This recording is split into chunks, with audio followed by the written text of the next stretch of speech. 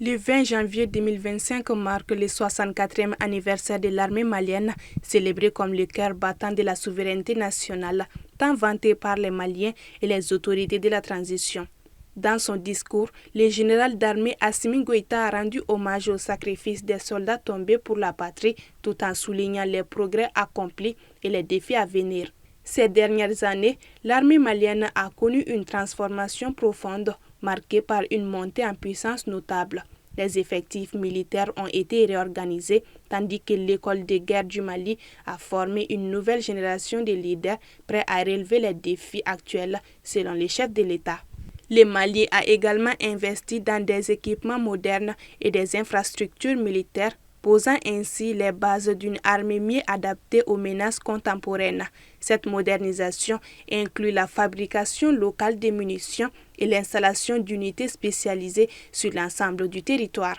En effet, le président de la transition, le général d'armée Assimi Goïta, a annoncé dimanche soir la mise en place d'une industrie militaire d'armement avec des unités d'assemblage d'armes individuelles et collectives, des montages de véhicules tactiques légers, de fabrication de munitions et d'explosifs à usage civil. En vue de consolider les acquis de 2024 et d'envisager d'autres succès, le processus d'équipement des forces armées et de sécurité se perfectionnera en 2025 avec la mise en place d'une industrie militaire, a déclaré le président de la transition. Il a également mis en lumière l'importance de la coopération sous-régionale.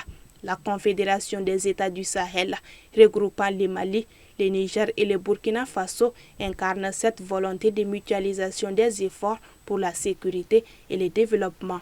Ensemble, nous construisons un avenir commun basé sur la solidarité et la sécurité collective, a-t-il souligné. Cette collaboration vise à coordonner les réponses aux menaces sécuritaires et humanitaires tout en renforçant la gouvernance régionale.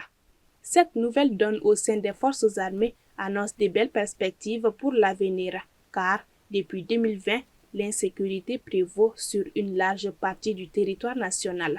Les forces de défense et de sécurité se battent avec bravoure. Cette guerre asymétrique se gagne certes difficilement, mais le président de la transition a une nette détermination que les forces armées maliennes auront le dessus sur les groupes armés.